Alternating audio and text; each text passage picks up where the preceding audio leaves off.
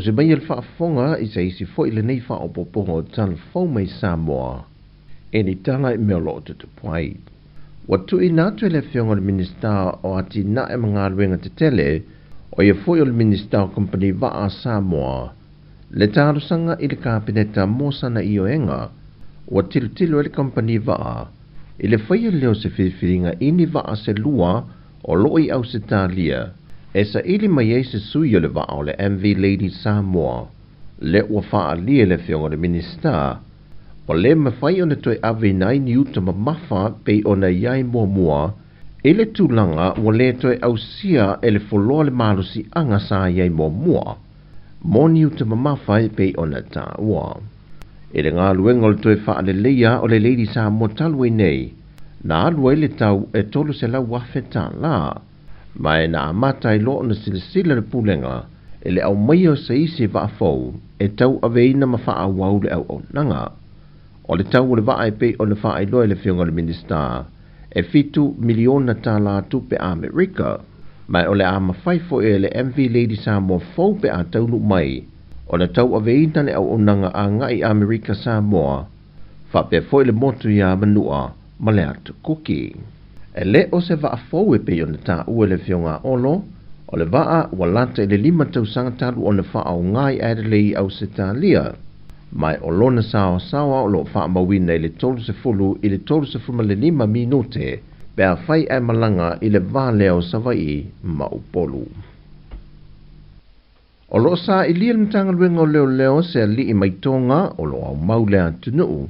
Na whaadia I report ya mtanga luenga o leo. Na ia ngau ia maia se manu papalangi mai le fio anga sali le longa I savai.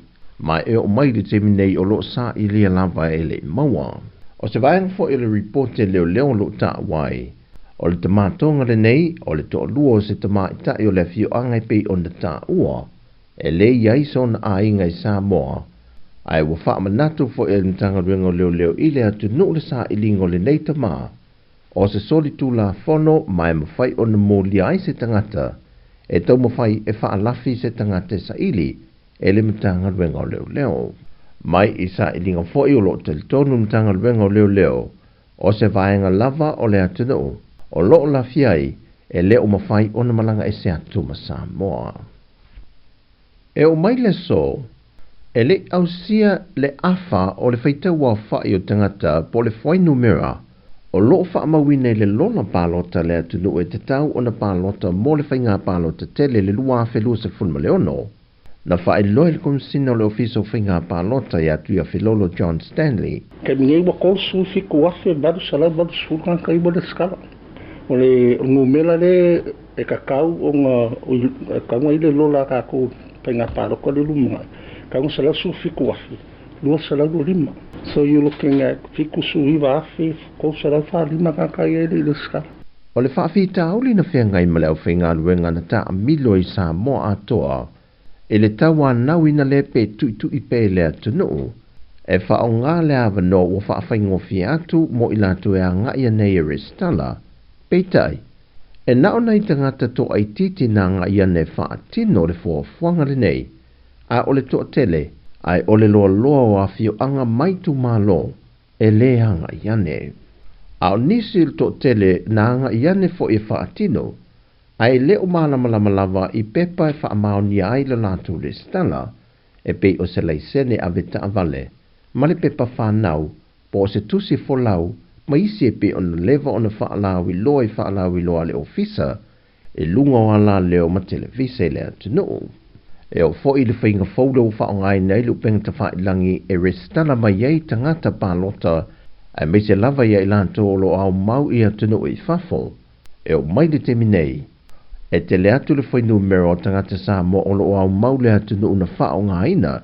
Nei lol mamanu le atunu o lo wha mautu I atunu I whafo atu o Sāmoa. O le whainga o ka ngaka whai mai online fix o level kas. Breakdown na. O le whainga ka whai mai online. Kuku I Amerika Sāmoa, ko rua, New Zealand, ko fiku. Australia, wha Amerika kasi so far. Ko so le o kangakanga ua not yet review. Ko so le I o ele review o kangata le approving officer le tonu. Peitai o nisi o le atunu ua mai o na whaongai na le au nanga. Toe lava o le o mai Sāmoa po e le ata malolomi tamatama I lima e se fulu e ato atoa ai la lato res Tala I lunga o le lola pālota.